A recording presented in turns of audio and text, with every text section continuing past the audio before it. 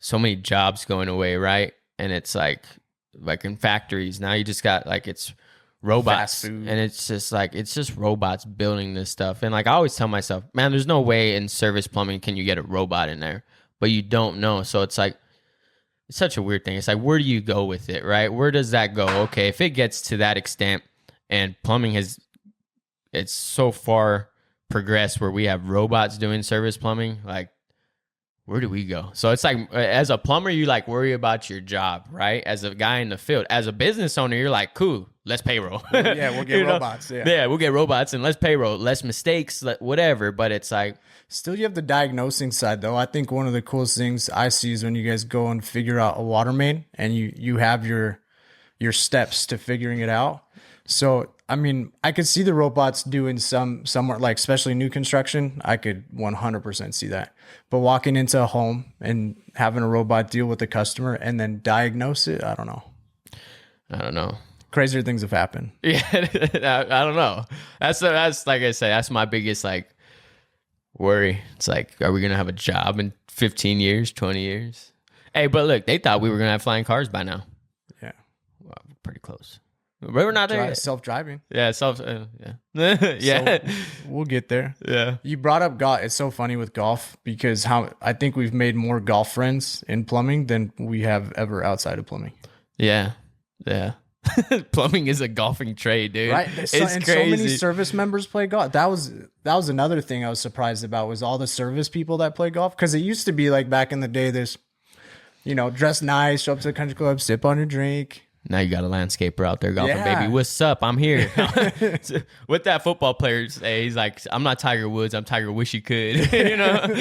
That's me. That's a day in our life. Yeah. No, it is crazy. It's like I said, this is plumbing day in the life. Like, we golf, man. We have fun out there. It's but it's such a great takeaway. Like you could like all these plumbers in our trade. Like a lot of them do golf now. So it's like that's what's nice is we go golf with different companies too. Like different employees, and they're like, hey man, because you see them in the parts store, you like exchange numbers and stuff, and you're like, hey man, you golf? Yeah, let's go golfing. So it's like it's cool because like all these guys get to share their stories with one another and be like, oh, this is what I ran into. Speaking of day in the life, there's a company out there here in St. George, and one of my buddies works for this plumbing company, and it was one of the craziest things, man, because like in my years, I have not experienced it yet, right? Like you run into some crazy things with drain work, but this other company, they ran a camera down a line, down one of the main lines, right? And this is all like me going off based off the story of the guy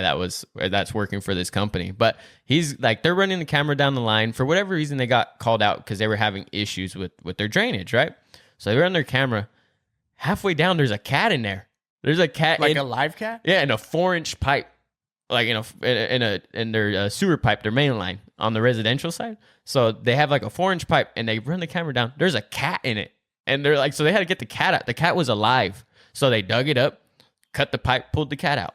That's crazy. Craziest thing. But hey, they pivoted with that, and they started doing like animal charity, like sponsored by them or whatever. So it was a great marketing like spin off of it, Smart. But I was like, live cat, that's insane. Like we pulled dongs out like from that grandma's house. She swore it wasn't hers. Like what other stuff have you run into? Oh man, I've ran into some crazy. So my craziest story, this one was wild. We run into a lot of crazy stuff out there, but we went to this hotel, right? And it was out in Cedar City. This hotel calls us out. Hey man, I've been trying to get a hold of like such and such company. Can't get them out. I have drainage issue in this hotel, right? And we're like, okay, like how long has it been going on? About 6 months. We're like, 6 months, and you're just saying something. He's like, well, it wasn't that big of a deal. It worked. The craziest thing though is like when we get there, the parking lot, like there's not a hole anywhere, right? It's just like there's cracks in the asphalt or whatever. There's toilet paper sitting on top of the asphalt in the parking lot. And we're like, okay, this is bad because your drain pipe is deep, right? So we go out there, we locate the line. They have like right outside of the like where the building starts, they have like concrete and then the asphalt, right? So we're there, we locate it and it's right here where some of the break is. So we're like, okay, like let's dig right here. We start jackhammering the concrete.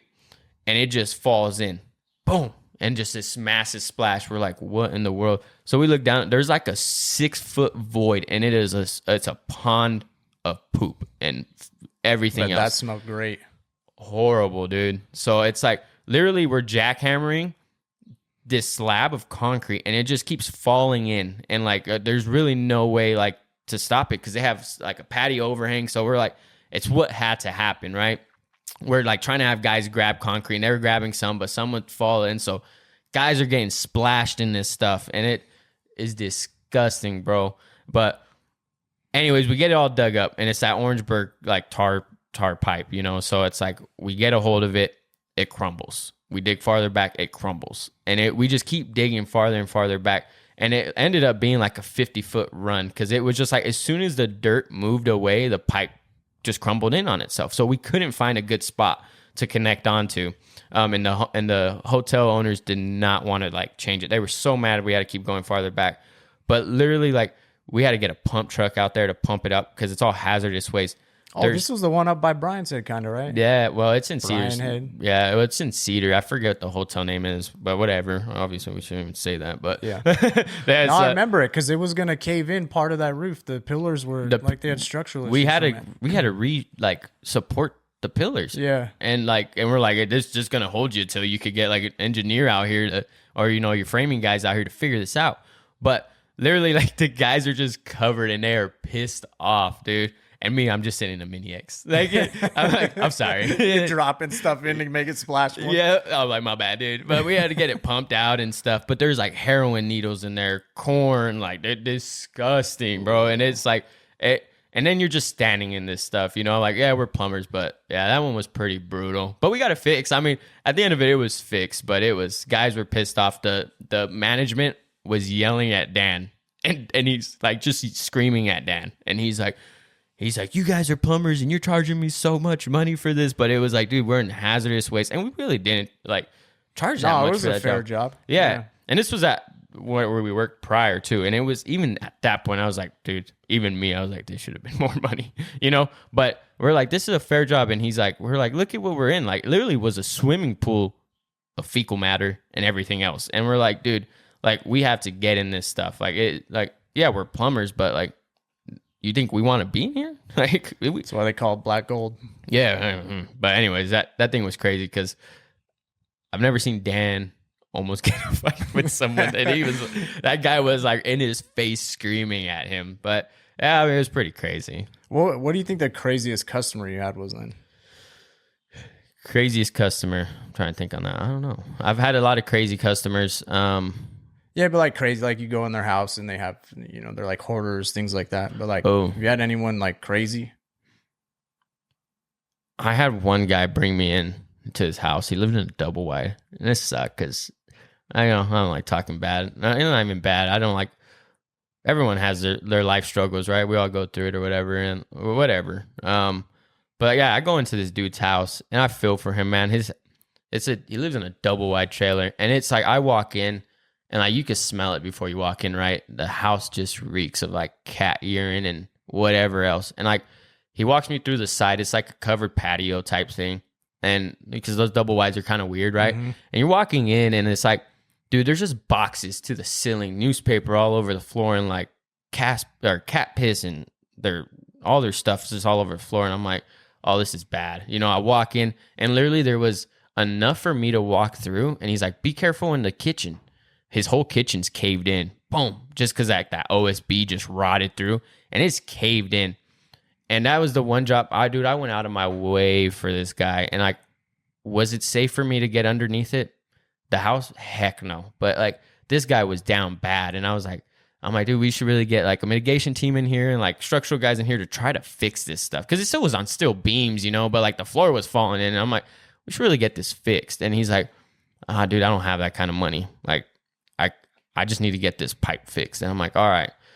So I crawl underneath it and I fix it. But he was still like unhappy with the damages done inside and was like kind of getting upset with me over it. I'm like, I'm just here to help you. But that was one of those situations where it's like sometimes being nice isn't the best thing. Because like he ended up being pretty rude with me towards the end of it.